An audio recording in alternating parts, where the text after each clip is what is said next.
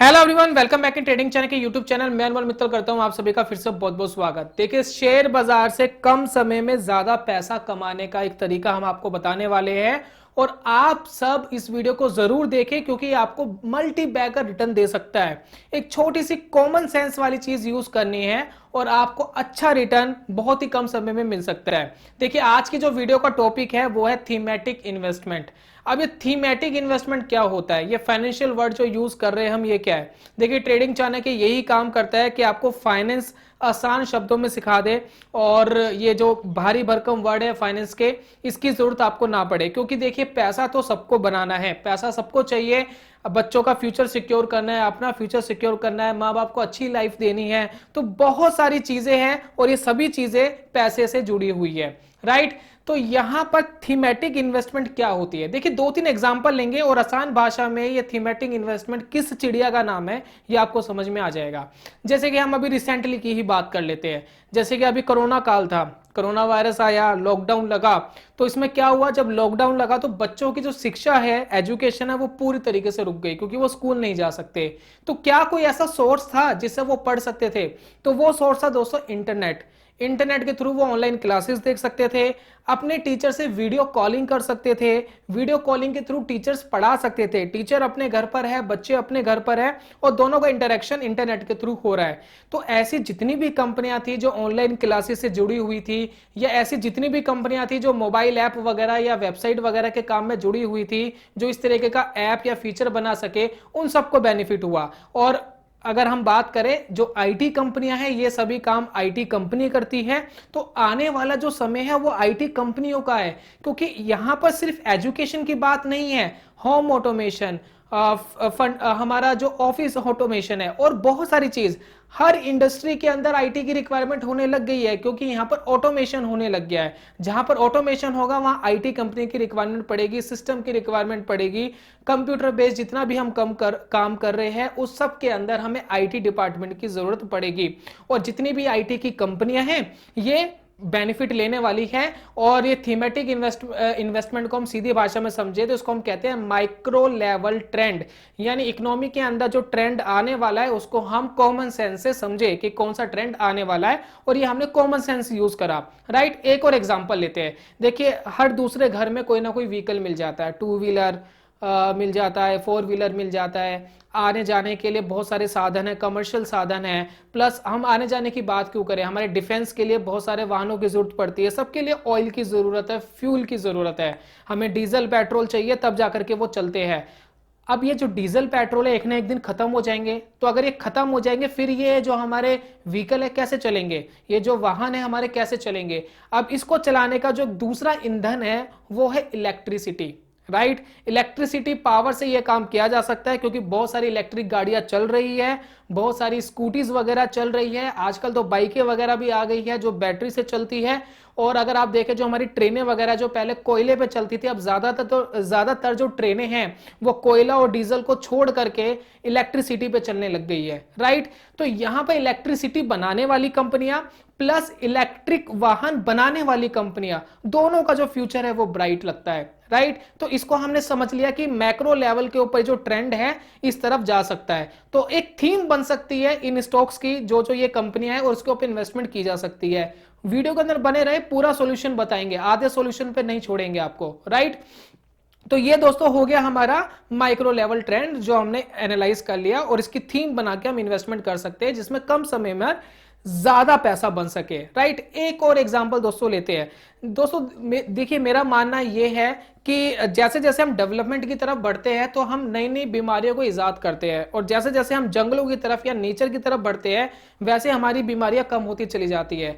आप अपने शहर के और गांव के एग्जांपल से ही ले सकते हैं कि गांव के अंदर लोग कम बीमार पड़ते हैं या पहाड़ी इलाकों में रहने वाले लोग कम बीमार पड़ते हैं अगर हम शहरों का कंपेरिजन करें। मैं दिल्ली में रहता हूं तो मैं दिल्ली की बात करूंगा, यहाँ पॉल्यूशन बहुत ज्यादा है। मैं जिस एरिया में रहता हूं वहां नॉर्मल जो एयर क्वालिटी इंडेक्स है वो 300, 400 और कभी कभार तो 1000 के लेवल तक भी पहुंच जाता है, जो हेल्थ के लिए बहुत ज्यादा हानिकारक है। इसलिए हम अपने घर के अंदर एयर प्यूरिफायर लगा के रखते हैं, लेकिन फिर भी बाहर तो निकलना ही पड़ेगा, वो कहीं ना कहीं हेल्थ को तो हार्म करेगा ही करेगा, राइट। तो जैसे जैसे डेवलपमेंट बढ़ती है तो कहीं ना कहीं बीमारियां बढ़ती है। आजकल देखिए, पहले क्या होता था, जब हमें हेल्थ बनानी होती थी तो हम ये जो हमारे देसी नुस्खे हैं उसका इलाज करते थे, वो मतलब वो खाते थे, वो पीते थे, दूध पीना, दही खाना, घी खाना, मक्खन खाना, मलाई खाना, और जो हमारा ये चने का सेतु बनता है वो सेतु पीना, ये बहुत सारी चीज थी, हम अपने देसी जुगाड़ करके सेहत बनाया करते थे।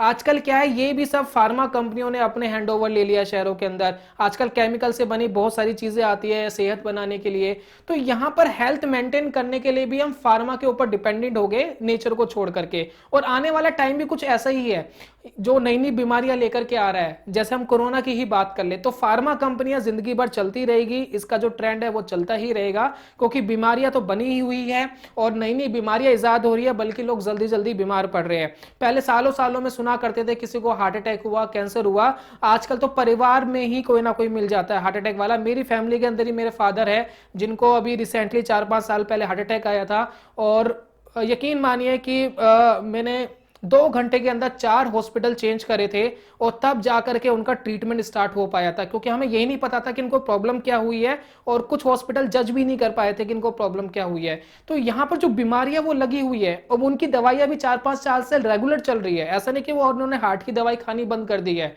तो फार्मा कंपनियां चलती रहेगी। तो हमने एक थीम पकड़ ली, स्टॉक्स की एक थीम पकड़ ली, और अच्छी अच्छी जो फार्मा कंपनियां जिनकी अच्छी अपॉर्चुनिटी हमें लगती है, तो उस थीम को पकड़ के हम इन्वेस्टमेंट करते हैं। तो दोस्तों, इसको कहते हैं थीमेटिक इन्वेस्टमेंट, कि आप मैक्रो लेवल के ऊपर ट्रेंड को एनालाइज करते हैं कि आने वाले 10, 15, 20 सालों में किन चीज का जो ट्रेंड है वो बरकरार रहने वाला है, और आप कह सकते हैं ब्लास्ट होने वाला है।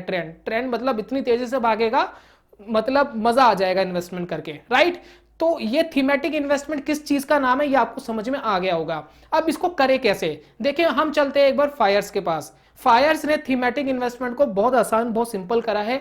इसका लिंक हमने डिस्क्रिप्शन पे दिया है, प्लस आपको अगर इन्वेस्टमेंट करनी है तो उसके अंदर आपको अकाउंट भी खुलवाना पड़ेगा।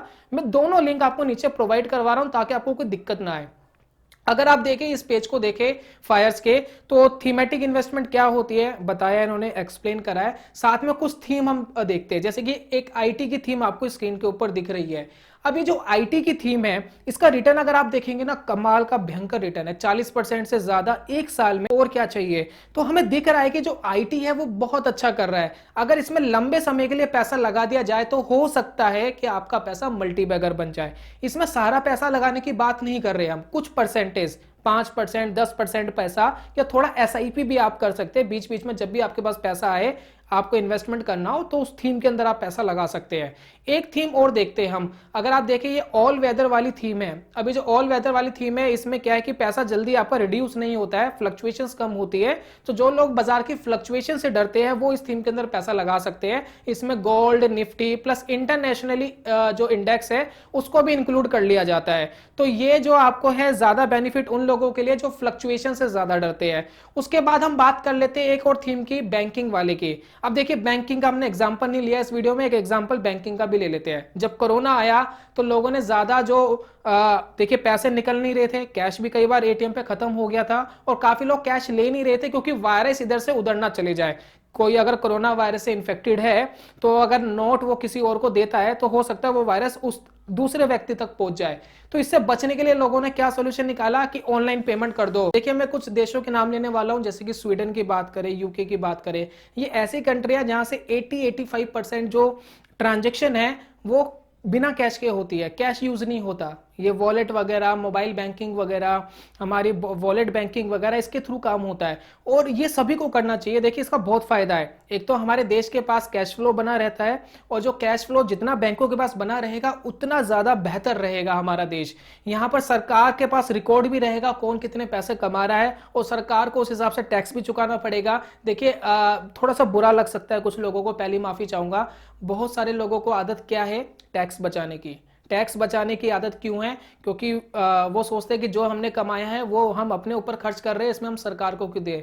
देखिए, हम इस देश में रहते हैं, हमारी जिम्मेवारी बनती है, हम भी चाहते हैं हमारा देश दुनिया का पावरफुल देश बने, राइट। तो अगर आप टैक्स देते हैं तो आप उसको एक कदम आगे बढ़ाने में आपका योगदान है। अगर आप सारा पैसा खुद ही खा जाएंगे तो देश के लिए आपने क्या करा। हो सकता है कुछ लोग टैक्स बचा भी लेते हो, लेकिन अगर 5-10 हजार रुपए गवर्नमेंट को ज्यादा भी दे दोगे तो क्या हो जाएगा। हमने दोस्तों खुद करा है कोरोना काल में। देखिए मैं एक्सप्लेन नहीं करता हूं, मैंने कभी कोई वीडियो नहीं बनाई, लेकिन मैं जागरूक करना चाहता हूं जो लोग नहीं देते। जब पैंडेमिक आया तो जैसे ही मेरे पास मंथली कोई पेमेंट आती थी तो उसका 1% मैंने बांट लिया था कि जब तक लॉकडाउन है वो प्रतिशत हम डोनेट करेंगे। हमने सेंट्रल गवर्नमेंट को भी और स्टेट गवर्नमेंट को भी, दोनों को बराबर बराबर हमने पैसा डोनेट करा, जितना हमारे बस में था वो हमने डोनेट करा। और ऐसे मौके हम कई बार देखते हैं।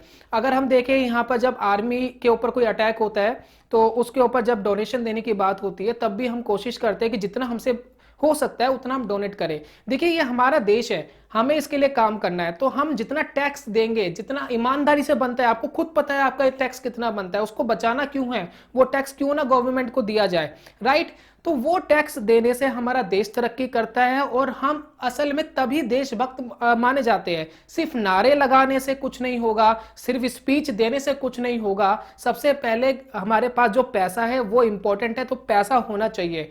तो असल में आप देशभक्त तभी है जब आप टैक्स देते। अगर आप नहीं देते और चोरी करने की सोचते, आप सोचते कि कुछ बच जाए, तो मैं ऐसा मानता हूं कि कहीं ना कहीं आपके अंदर कमी है और आपको उसको सुधारना चाहिए। दोस्तों जो आपको थीम दिख रही है फायर्स की, इसमें जो भी आपको पसंद आ रहा हो 2-3 थीम के अंदर आप पैसा लगा सकते हैं। कुछ परसेंटेज लगानी है, सारा पैसा नहीं लगाना है। और इसको रख करके 15-20 साल का जो भी आपका क्राइटेरिया है उसको रख करके आप उसको रखेंगे तो आपको एक multibagger return macro trend के हिसाब से आपको मिलने की पूरी पूरी उम्मीद रहती है। और ये पैसा बहुत भयंकर बनता है। अगर एक ट्रेंड भी हमारे लिए काम कर गया तो बहुत जबरदस्त पैसा इसके अंदर बनने की कैपेबिलिटी होती है। दूसरी बात, जब आप इस तरीके की इन्वेस्टमेंट करेंगे तो इसके अंदर आपके पास स्टॉक आते हैं जिसमें फायर्स की कोई कॉस्टिंग नहीं रहती है, सिर्फ गवर्नमेंट के चार्जेस रहते हैं और जो थीम को ऑपरेट कर रहे होते हैं उसका बहुत ही लो कॉस्ट होता है, म्यूचुअल फंड के मुकाबले बहुत कम होता है। तो बिल्कुल कॉस्ट एफिशिएंट है, कॉस्ट फ्रेंडली है, कोई ऐसी प्रॉब्लम आपको नहीं आती है। और कोई पर्टिकुलर स्टॉक अगर आपको पसंद नहीं है तो आप उसको हटा भी सकते हैं, यानी कस्टमाइजेशन भी आप थोड़ी बहुत उसके अंदर कर सकते हैं। डिविडेंड वगैरह जो भी मिलेगा वो सारा आपके बैंक अकाउंट में डायरेक्ट क्रेडिट होता है। तो जैसा कि हम म्यूचुअल फंड की बात करते हैं, म्यूचुअल फंड के बाद क्या होता है कि कोई डिविडेंड वगैरह आया तो पहले उस कंपनी को मिलेगा, फंड कंपनी को मिलेगा, फिर वो आगे डिस्ट्रीब्यूट करती है। यहां पर डायरेक्ट आपको बैंक अकाउंट में मिलता है। स्टॉक्स आपके पोर्टफोलियो के अंदर दिखाई देते हैं इन्वेस्टमेंट के, और पूरा डाइवर्सिफाइड पोर्टफोलियो होता है। तो अपनी थीम सिलेक्ट करें, सोचें कि क्या हो सकता है, और इसमें आप एसआईपी या लमसम यानी इकट्ठा या धीरे धीरे करके जब भी आपको मौका मिले आप इन्वेस्टमेंट कर सकते हैं। अपनी पसंद की थीम को एनालाइज करें, और कॉमन सेंस है दोस्तों, बहुत बड़ा रॉकेट साइंस नहीं है। तो आज की वीडियो में दोस्तों यही था, और मुझे पूरी उम्मीद है कि वीडियो बहुत पसंद आई होगी आपको। मैं जल्दी मिलूंगा नेक्स्ट वीडियो में, तब तक के लिए good bye, god bless you, जय हिंद।